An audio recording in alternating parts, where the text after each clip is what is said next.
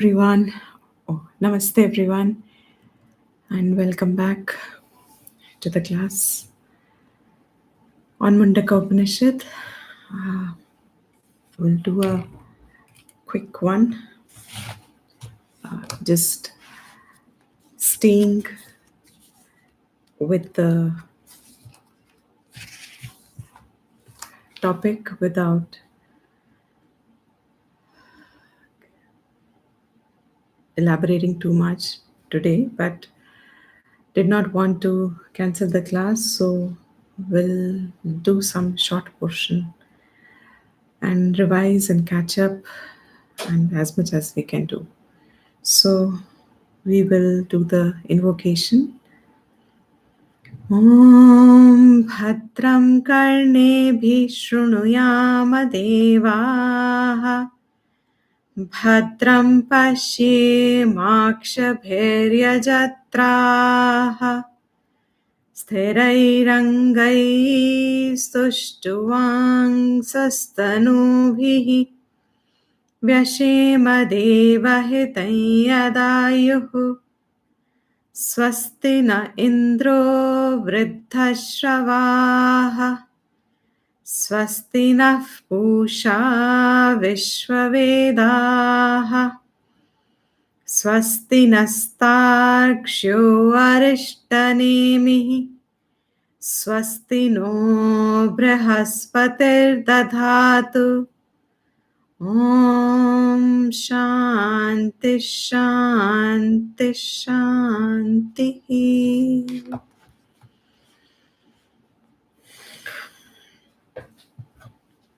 So we are on second section of first chapter of Mundaka, and I think by now most of us who are regular with the class have been able to pick up and also remember the flow of thought and the context of Mundaka Upanishad, which is clarifying the Ved knowledge in the Vedas in entirety. The idea is that it educates a person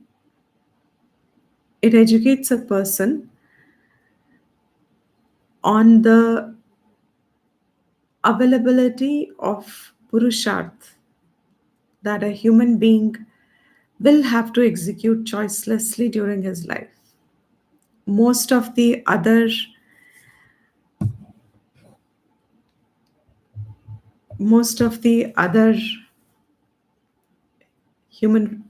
life forms do not have choice, and so they do not have the klesh, they do not have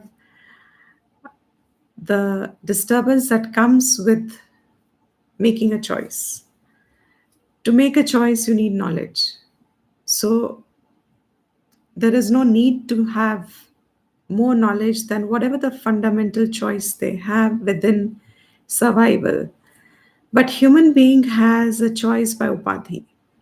Yeah, even if a person doesn't want to choose, will have no choice but to choose. So once there is a choice there, then knowledge is needed. What is good, what is bad for the individual, what is the right thing to do, what is not the right thing to do.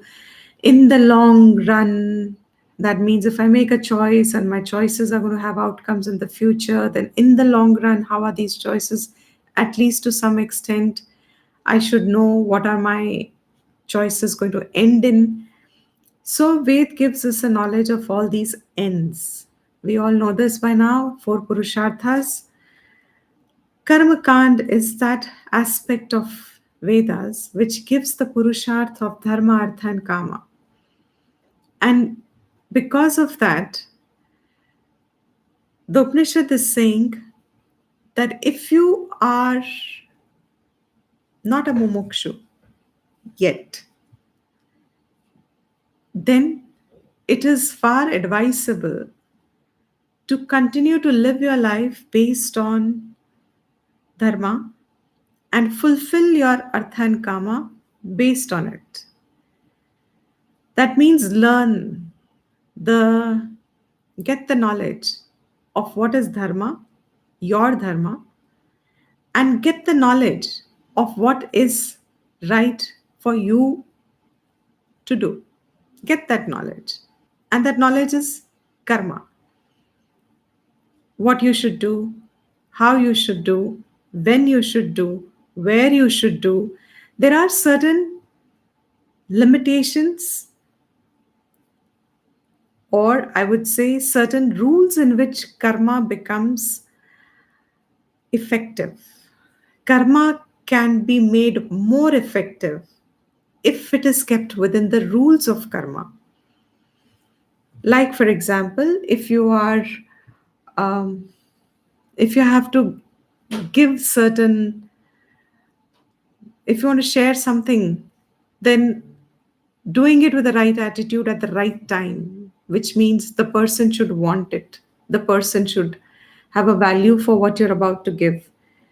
That action will become better than just giving away because you don't want something, so you give it to someone. So both have involved giving away. Say you have an extra plant and you just want to give it away because you don't want it. You're tired of those seeing that plant. So you just decide, let me find who wants a plant and give it. Because basically, I want to give it away. Though it looks like a very noble action to the one who's receiving it, that, oh, you're getting a plant, someone's thinking of you, you're getting a plant. But that person is giving only because that person doesn't need the plant anymore, and in fact needs you to take it. That is also an action of giving seen from superficial level, from other person's perspective. You have departed with something, you have lent something. But supposing you are giving the plant, even if you want to give it away, but you are giving it to someone because the other person needs it. You also happen to not want to keep it, so you are also okay to give it. So, but the other person really wants it also. So, changes the quality of action. Supposing someone wants it and you also want it, and yet you give it, the quality of action changes. All three of them have giving imparted. All three of them will have phalam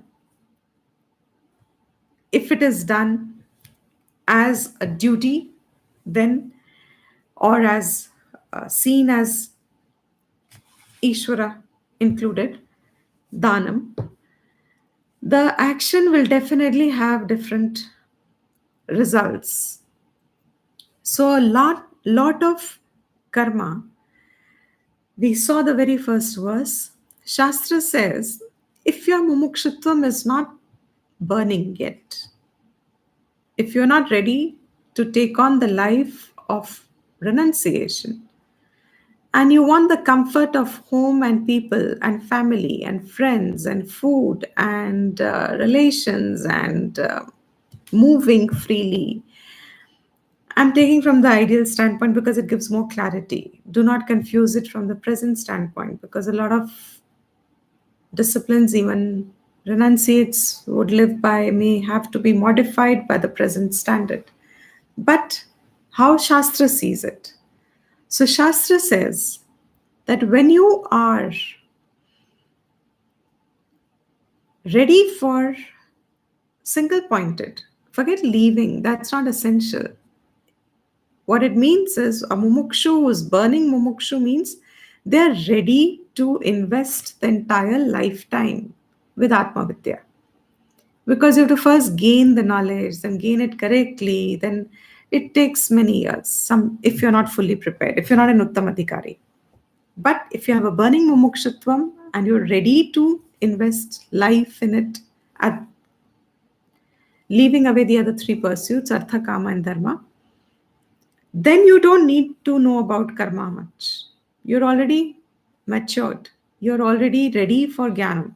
That is what Veda has given the outlook. But if you're not ready for it, if you want dharma, artha, and kama along with you. Dharma means here in the context that my action should give me future benefits. So punya must be added within this life so that my future lives are better. That is the context of dharma. So if you wish to have dharma, artha, and kama along with your desires, then stick to karma in the sense of gain the knowledge and abide lifelong. Don't hurry, don't hasten, nothing urgent anywhere because you're already a mukta purusha. Whenever you're ready, it'll come. The knowledge will dawn with proper shastra, dhyanam, and availability of the right knowledge. But till then, stick to what is your capacity and what is your interest. That is what was karma. But Veda's point is not really so much by the time it comes to Upanishads in the Vedas. The job of the Upanishad is to cater to the one whose mumukshutvam is now burning. Means there are going to be a section of people in every generation for whom artha, dharma, and kama is not going to be the sole purpose of life. They are ready for mumukshutva. They are ready for moksha in this life. And they are ready to do anything for it. They are ready to live a life, whatever it is, but for Atma Vidya. Upanishad's responsibility means Vedas, when it comes to Upanishads, to Jnana Kand, its only job is focused on that person, is focused on that adhikaritvam. To that adhikari, it is saying whatever karmas have to be done, and if you're no longer interested in it, it is okay. In fact, it is advisable. In fact, it is because you did those karmas, today you are free of doing them. You are okay to engage your life in Atma Vidya. It is okay. So the Upanishads are always going to, throughout you see in every Upanishad, they bring in the aspect of karma in the knowledge. They will glorify it just because there can be someone who still needs it. But as they glorify it, they also then start to show its limitations. They start to show its limitation is the right word. Means what is the end point of dharmic life? What does a dharmic life bring to a person? What can a dharmic life give and what it is incapable of giving?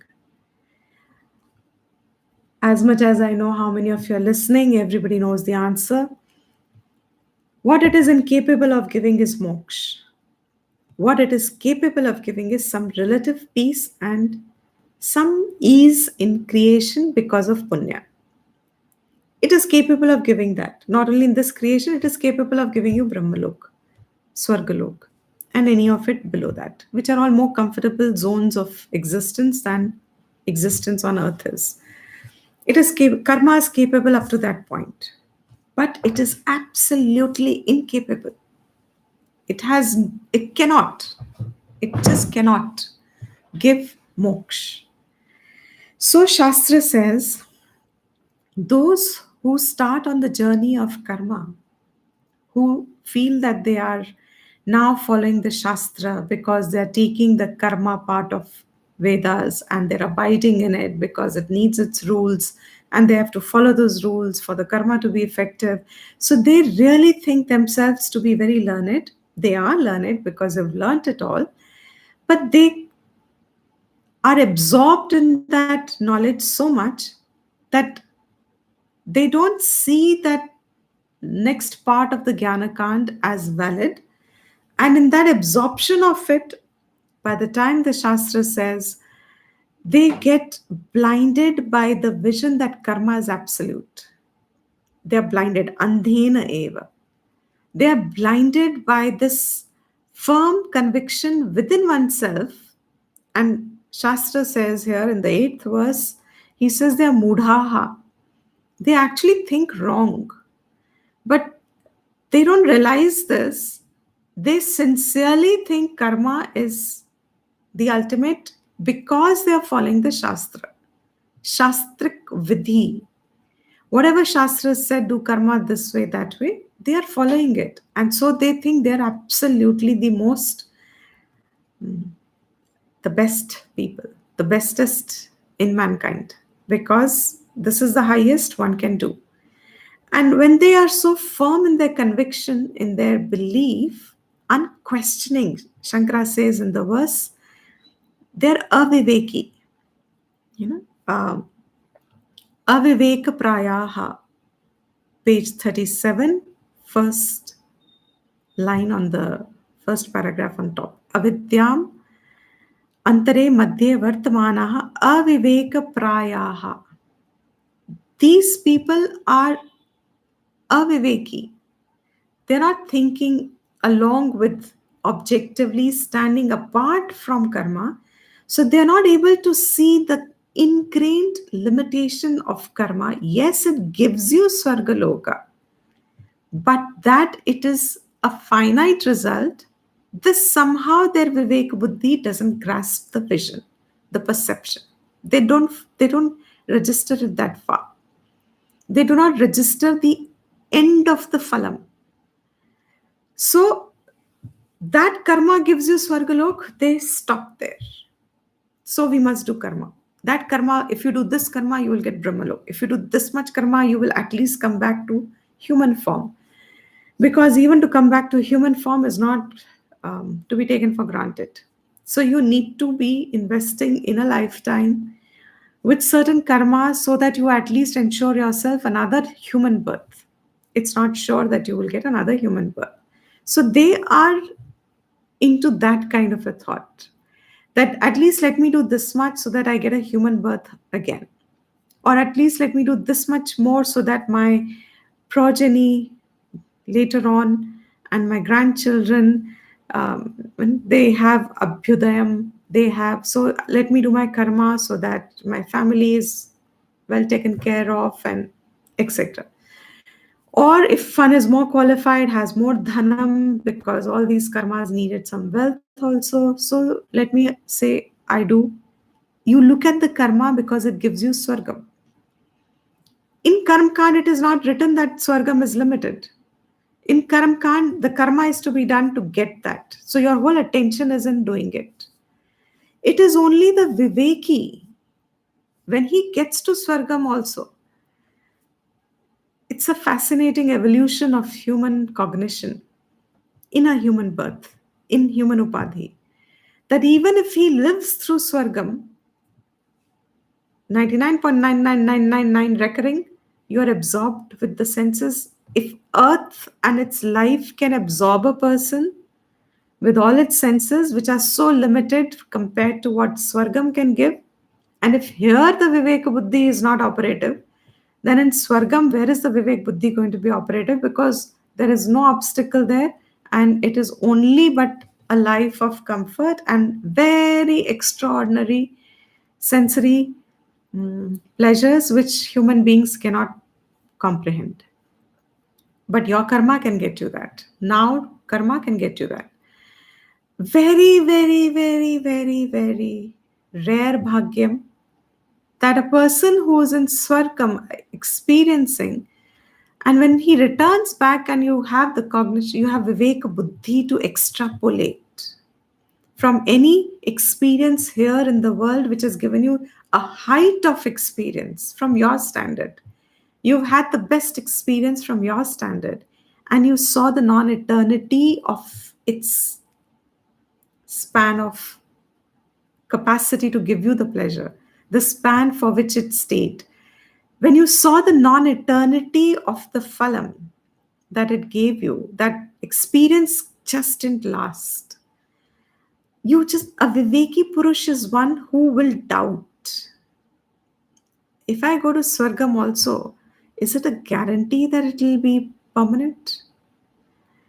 That's why Shankara keeps on mentioning, almost in every bhashyam you will see, his emphasis on Viveka, Viveka, Viveka.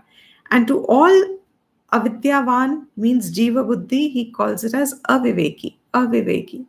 There is just no thinking. There's just no deliberation. There is just no पुरुषार्थ of thinking. विवेक बुद्धि में जो पुरुषार्थ चाहिए, it's not there because it's dulled. It's like that knife which is rusted.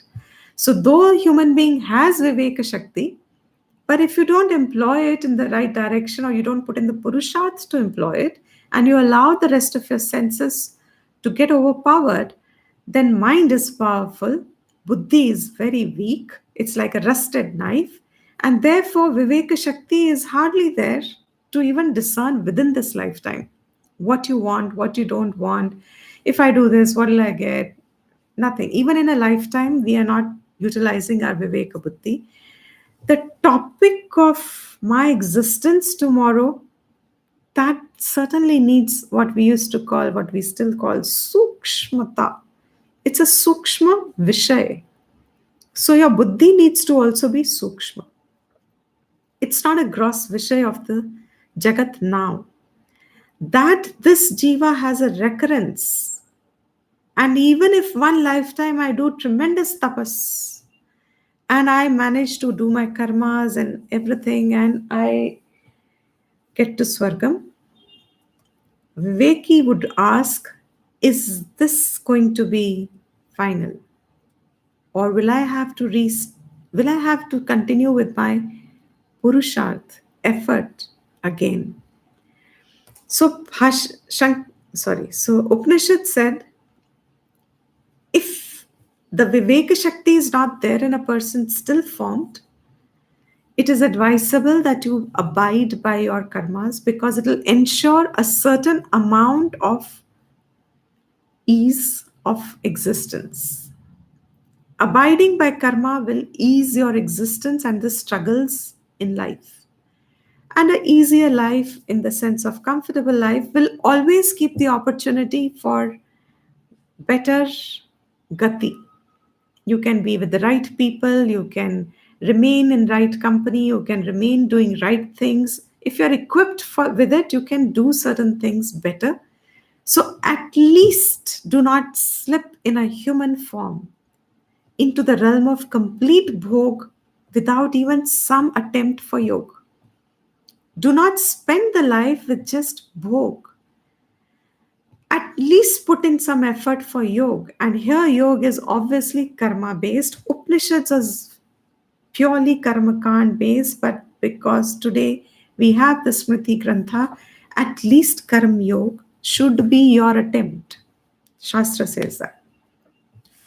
Then they've started condemning those, that if those who have started to accept it, means first jivas to prakrit to even accept it, it'll take, actually speaking, averagely speaking, it'll take a few janmas before you even begin to recognize karma's relevance. And then it'll take a few janmas probably to say, okay, I'll be steadfast in following dharmas. Then it'll take a few janmas probably to say, I'm exaggerating, but it is a possibility, definitely.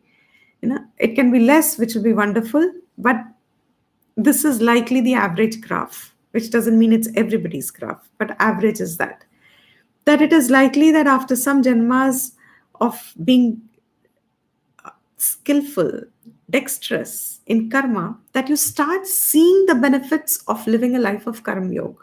It may take janmas, it may not. Idea is it should not, but I'm sure you're getting the point I'm making.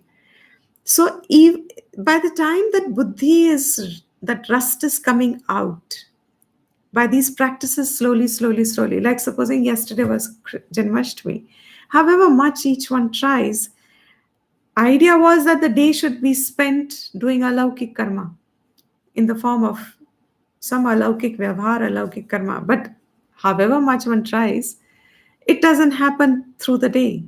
That means there's a lot of other things that gets done also along with it. So you keep all these factors in mind and say, okay, even if it takes a little time, by the time you start seeing the benefit of Karam Yoga, which means Karam Kand also, 99.999% are too attached to that now.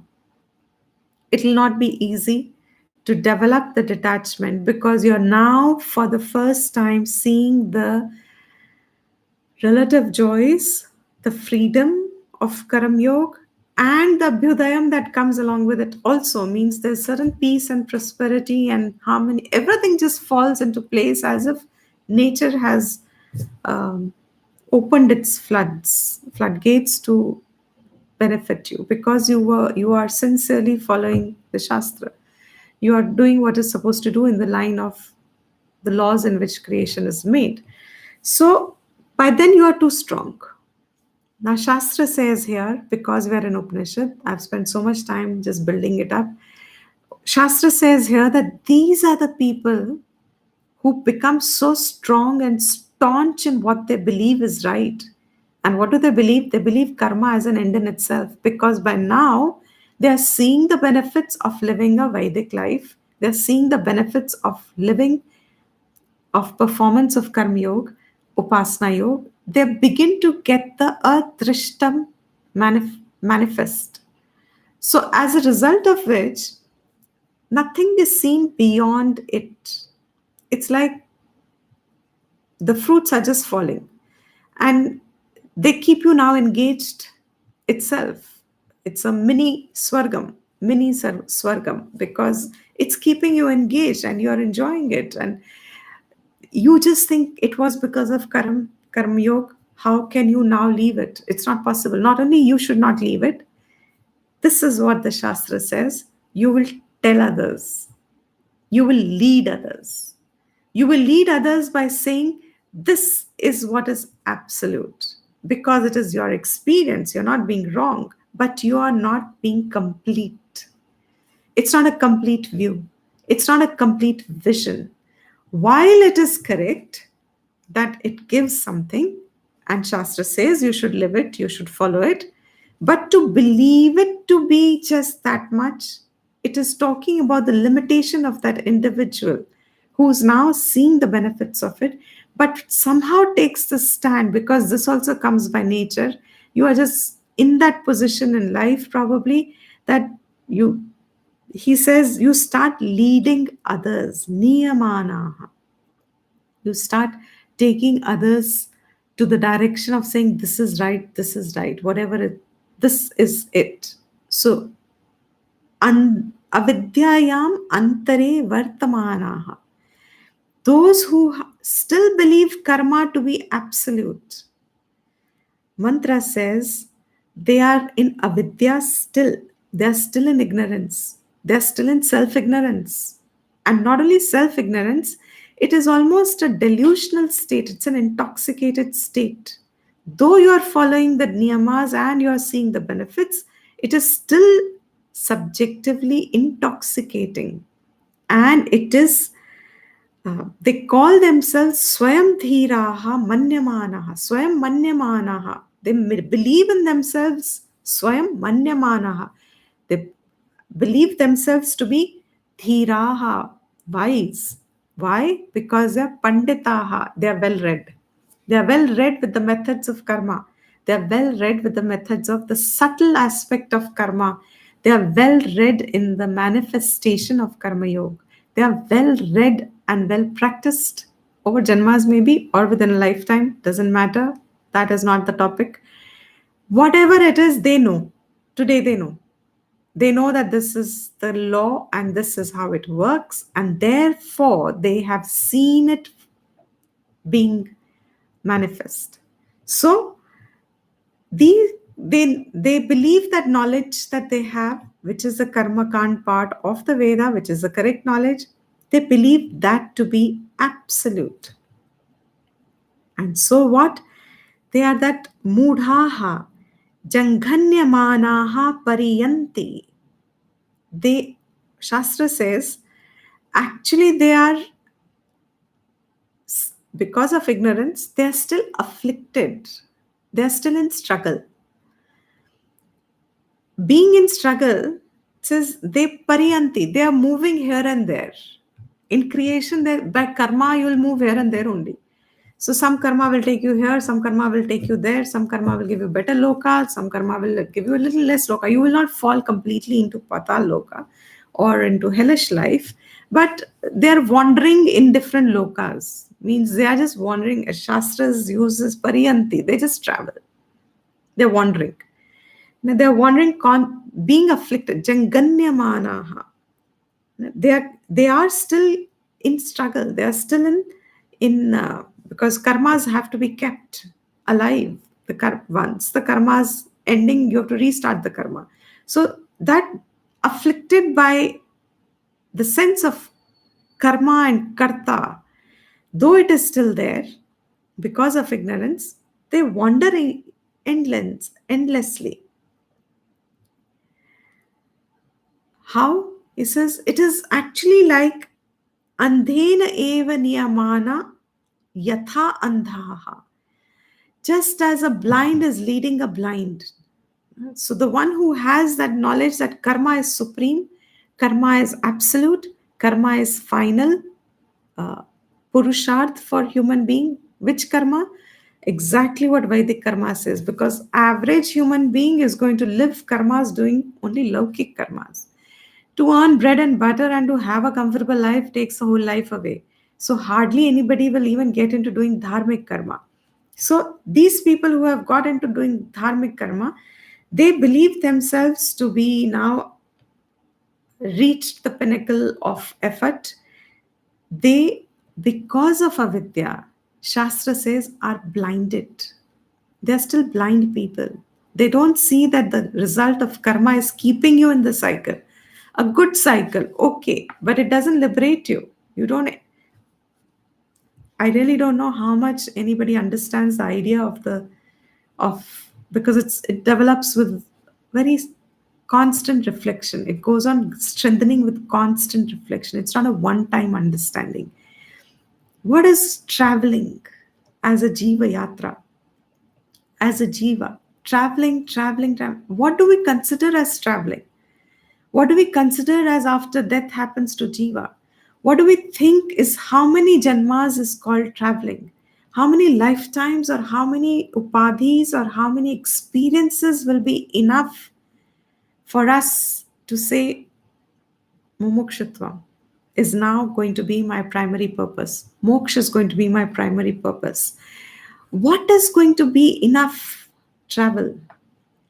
I don't think any one of us really appreciates this, because I don't think, not in a discouraging manner, but I don't think that it is enough. Whatever we know would be enough, because it needs constant reflection to understand the gravity of punarapi jananam, punarapi maranam.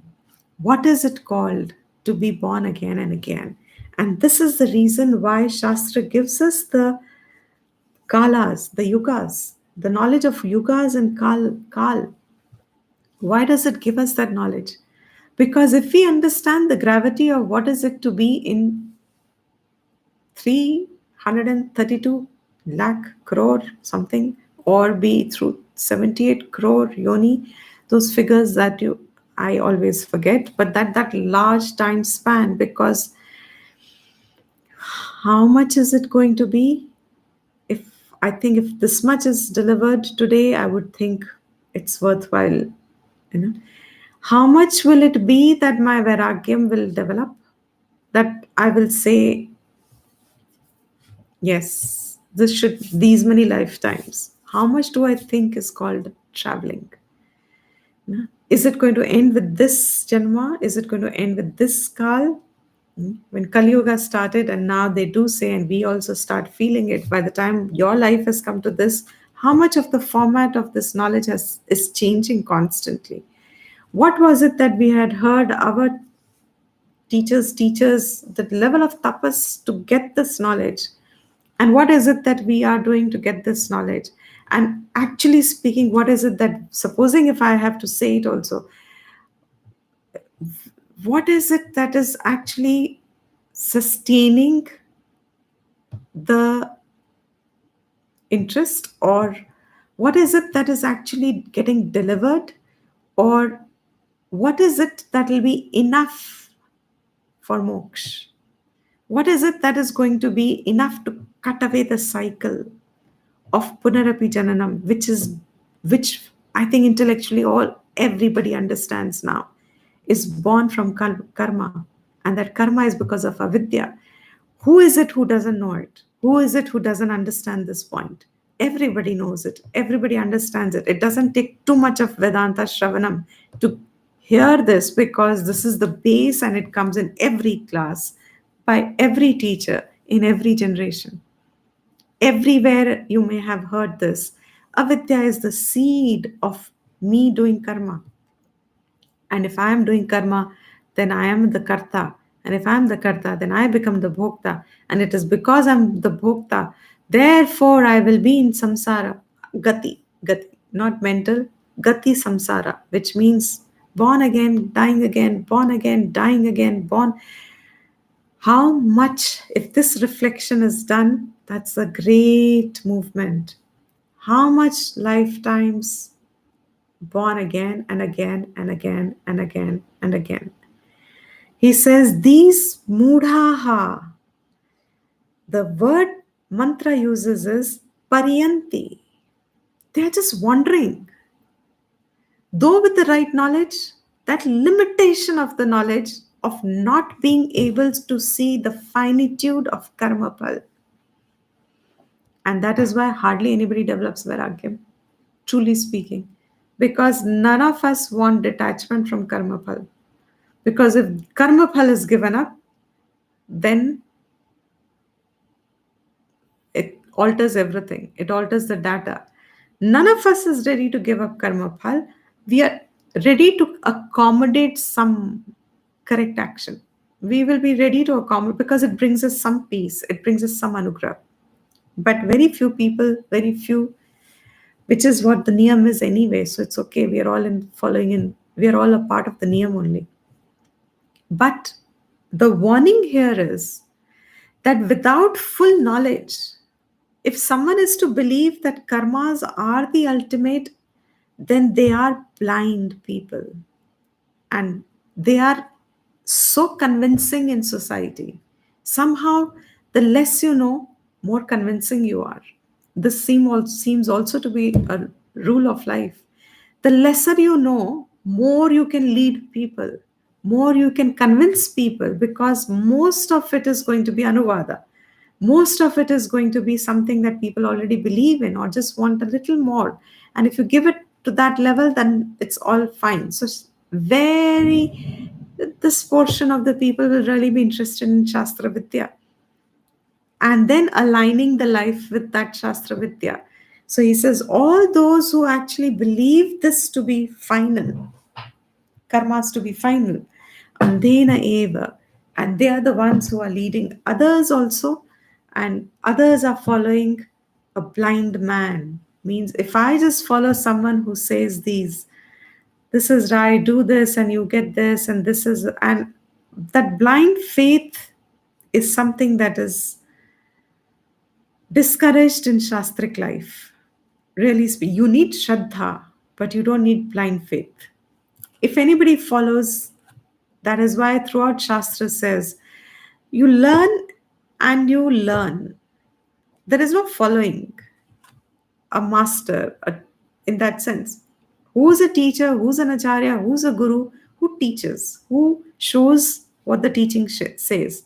To that an extent, it's acceptable. But to blindly follow, and that too in the name of Vidya, he says, Andhena eva niyamanaha yatha andhaha. The blind is only leading the blind. And the one who's at the back doesn't know that the one who's forward leading is also blind. There's only faith in that, there's only belief in it. And so they wander endlessly like blind, led by the blind. And then in the 9th verse, he is quoting further, elaborating the same thing. Avidyayam bahudha vartamanaha vayam kritartha iti abhimanyanti balaha. Now here in this verse, the mantra is calling them balaha. They are children. Avidyayam bahudha vartamanaha. Afflicted by the various Bahudha, the many hearings that go on in society. In Kathopanishad also Nachiketas goes to Yama and asks him this question, if some of you remember. He asks them the question that on earth there are so many theories going on around moksha. Some say this, you do this and you'll get moksha. Some say by this you get moksha. There's so much knowledge floating on earth in the name of right knowledge, in the name of what gives you liberation, in the name of what supposedly is the eternal truth. In that name, there are so many contradictory theories going on. So he asked Yama, you tell me what is the right answer, because you would know what stays after death. What is the truth? Only you can know, because you know where the Jeeva goes. So once you die, he's asking, Nachiketa asked Yama, he says, you are the Lord of death. You are the only one who can actually see where this Jeeva is going after death. Does he disappear? Does he become non existent? Does he go to another loka? Or does he stay there? Is he freed? Where is this subtle body called Jiva now? On death, you are the one who's overseeing it. You are the one who's ruling it. You are the one who controls it. You are the one who's brought that experience of, triggered the experience of detachment from the body and carrying the soul, the Jiva, to his onward gati according to the bank of karma that he has collected and has collected in total. You know it, so you tell me what is it. The same thing here, Mundaka Upanishad says, Avidyayam bahudha vartamanaha. There are many, many, many floating ideas about what is moksha, and they're all steeped in ignorance and have great fallacies in them. But what do they believe? Vayam kritartha iti. They actually believe themselves to be having done what is to be kritartha. They have now done what is to be done. They genuinely feel that they have learned what was to be learned, and now they're living what needs to be lived with. So, Vayam Kritartha iti abhimanyanti. That's how they believe themselves. They accept themselves. And who are these people?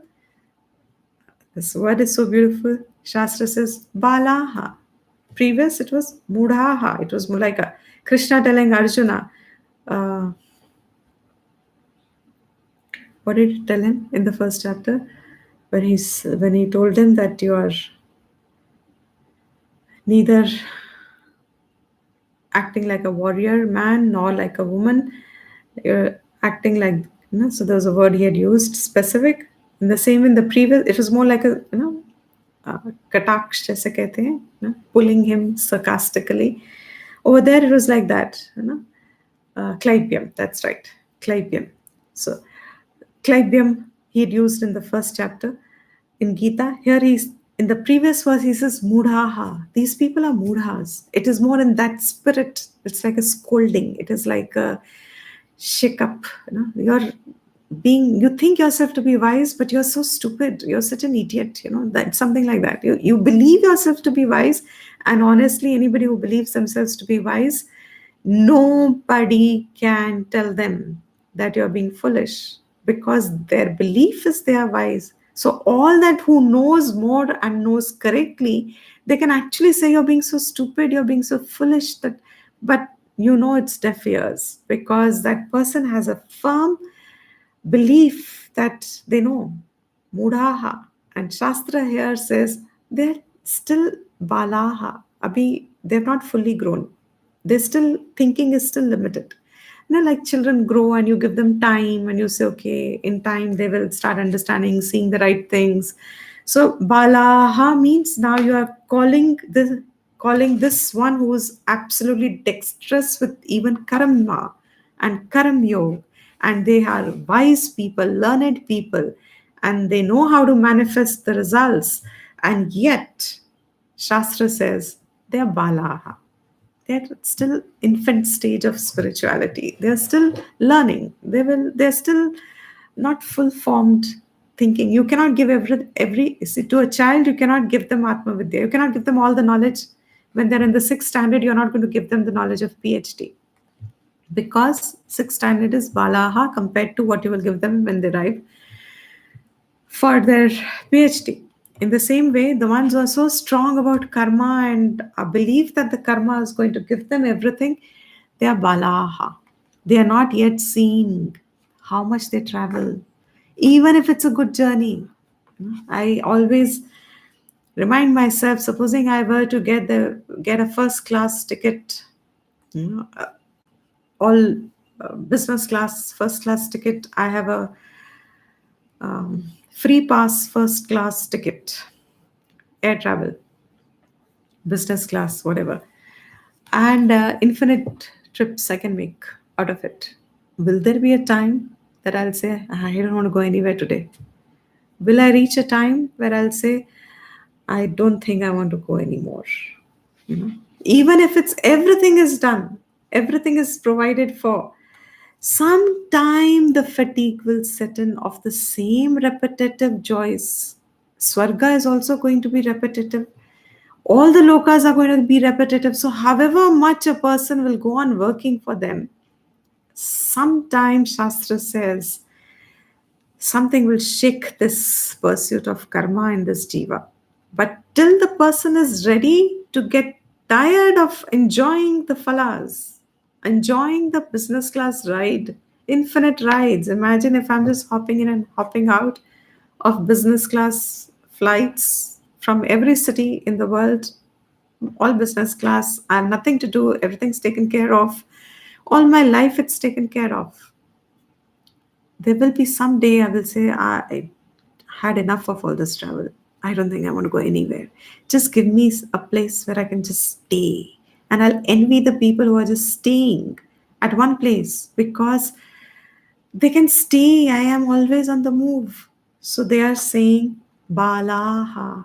These children who think this traveling is very exciting. They are children who think going from loka to loka, earning, spending this whole lifetime to earn for another loka. They think this traveling is exciting. They think this traveling is all they can really. Then it kind of gives you a little pride to say that what a lovely human life you lived for yourself, and people will also give you a lot of glory because you lived such a dharmic life. It's kind of something to aspire for, and it's a very, very subtle way in which karma binds a person. But they don't see this, so they believe themselves to be working sincerely for it. And so these are people who are nothing but palaha. No, they believe themselves to be kritarthaha, having now done what is supposed to be done. Yat karmino na pravedayanti ragat tena aturaha sheena lokash chavante. Now Shastra is saying, Yat karminaho, that one who performs these karmas. It's referring to the person who's performing those karmas. Yat karminaha, the people who perform these rituals. Na pravedayanti. Na pravedayanti. They do not know. Na pravedayanti. Matlab, ved janna, that internal insight, that internal perception, not there. And what? Ragat. Because of that severe raga, because of that uh, attachment, that specific rag for karma that they hanker on, that they long for. They long for that. If it's dharma, they long for that punya loka. So they long for the result. That ragat means that attachment to what the karma phal is going to be. What is it going to come? You know, that excitement around, I have done what is to be done. Now what will happen? Now what will I get? And I'll now enjoy, or I'll go to this loka, or I'll go to that loka, and what will be the. And there's this excitement around it. Aturaha. They are atur with it. They are the ones who are kind of afflicted. They are restless with this because of the attachment for the karma phal, and the karma phal is for traveling here, there, everywhere. There are aturaha and sheena lokaha. Chavante. These very karminas, the ones who are not so attached to karma and traveling, these very ones, Chavante, will fall when Sheena Lokaha, when that loka gets destroyed, means the punya phal gets destroyed, the punyam gets destroyed.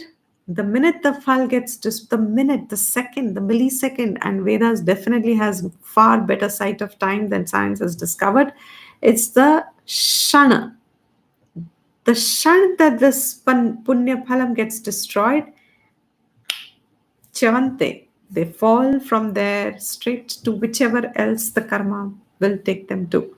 They'll fall, and the whole cycle will be starting all over again.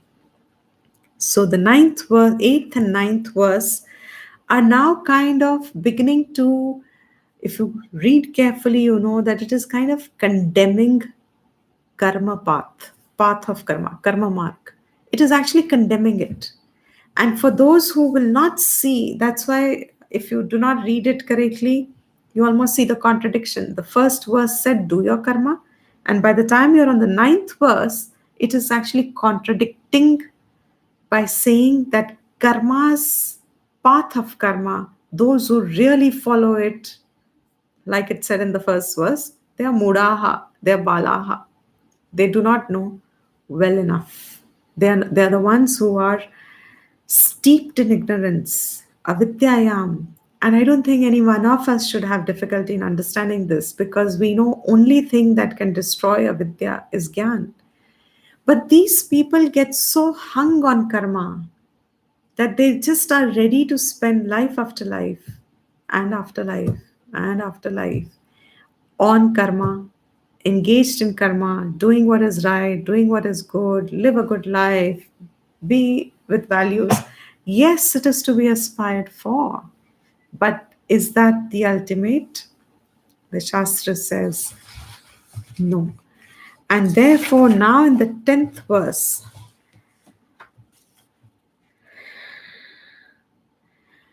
he's now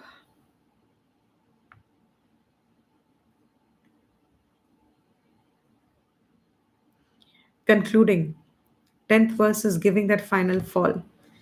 He says, these people whose ichhas have completely manifested in terms of getting the lokas, we'll also do it more details next class again. Ishta purtam manyamana varishtham na anyat shreyaha vedayante pramudhaha. Very good.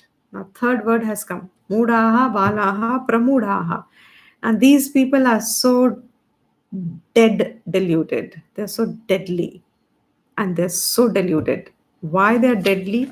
Because they're actually misleading people also. Andhena eva andhaha.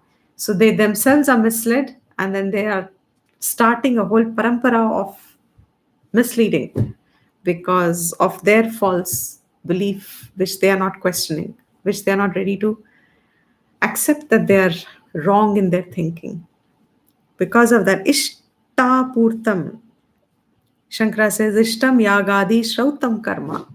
All the karmas that they have done, which Shrauta Karma, which means Vedic Karma in the real sense, they are called the Ishtam Raga, Purtam. Purtam is all smarta karmas, he says, Vapi, Kupa, Tadagadi, so building wells and all that. So these people are the ones who have done Ishtam and Purtam, done all values and done all karmas. Manyamanaha varishtham. They believe themselves to be pradhanam. Shankara says they are pradhanam. And then nakasya prishthete sukrute anubhutva imam lokam heenataram va vishanti. And when this entire loka is destroyed, whichever karmphal, they fall back, and he says it can even fall back to lower than human birth. So, this is a very wrong idea that we believe that once a human, we will at least always comfortably get a human birth. Even if you go up to Swargam, you can fall below human. This is the level of sansara gati. Whoever understands this certainly develops an instant vairagya. Oh, because if avidya is going to be sustained through all these experiences, and it won't even touch, it won't even scratch the surface of avidya, because we understand the principle. What is the principle? For karma, karta will always be alive, and atma is a karta. Till a person is ready to accept his swabhav as all encompassing, all pervasive, eternal, infinite, Satchidananda Swabhavaha. Till then, Karta is by default the setting. The setting within oneself is Karta by default. Nothing can alter it. It will only get strengthened with karma. So with the karma phal, it will get more strengthened. That's exactly what the verse said. The minute you get karma and it validates your knowledge that yes, this works, you will strengthen the kartritvam further. So you are actually getting more and more into delusion, stronger delusion. And then because you know it, you are bound to be leading, you'll be successful, then you'll be, like they said, you write, the successful person writes the books on how to be successful, that kind of a thing. People look up to you to say, okay, how did he make so much money? Bill Gates, how did he make so much money? Etc. So there'll be books, and there's another person, I forget his name. So this is what will happen with the Jeeva who knows this and fructifies all this. So with this, Shastra is telling us, I thought I'll take a small class, short class, but doesn't look like taking a full class also.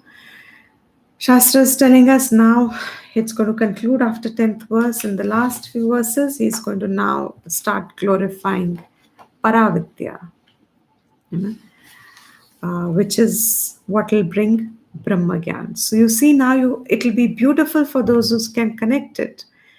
If you remember the flow of thought, glorified karma, and then slowly starts to show its limitations to such an extent that it almost develops that vairagyam instantly to say, it's better to put in effort for Atma Vidya. Let a life bring whatever it brings with my efforts, whatever has been earned in the past, it's okay. Everything has to get exhausted. Good will come, bad will come. Nice times will come, bad times will come. Heat will come, cold will come. Disease-free time will come, with disease time will come. War will come, peace will come.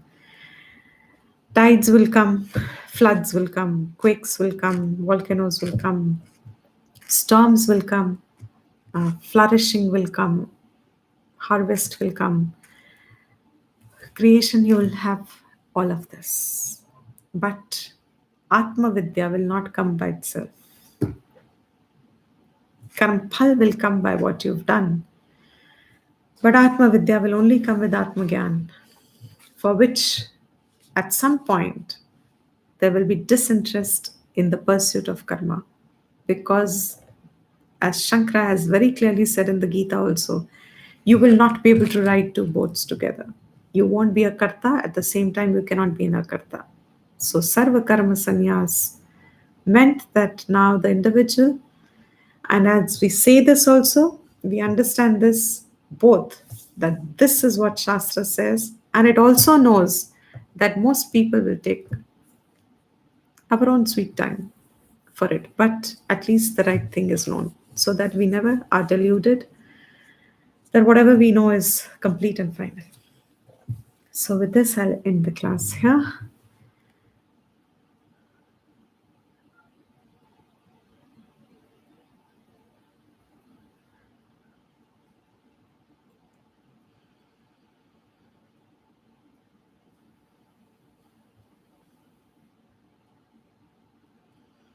Om Sarvesham Swastir Bhavatu Sarvesham Shantir Bhavatu Sarvesham Purnam Bhavatu Sarvesham Mangalam Bhavatu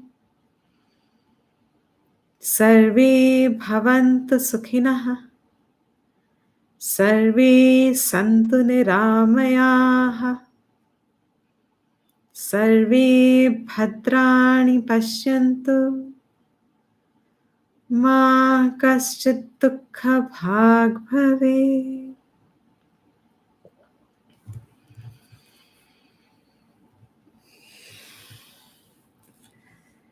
Thank you, everyone. Thank you so much. And I don't think there are any questions. So we'll end the class here. Namaste and see you next time.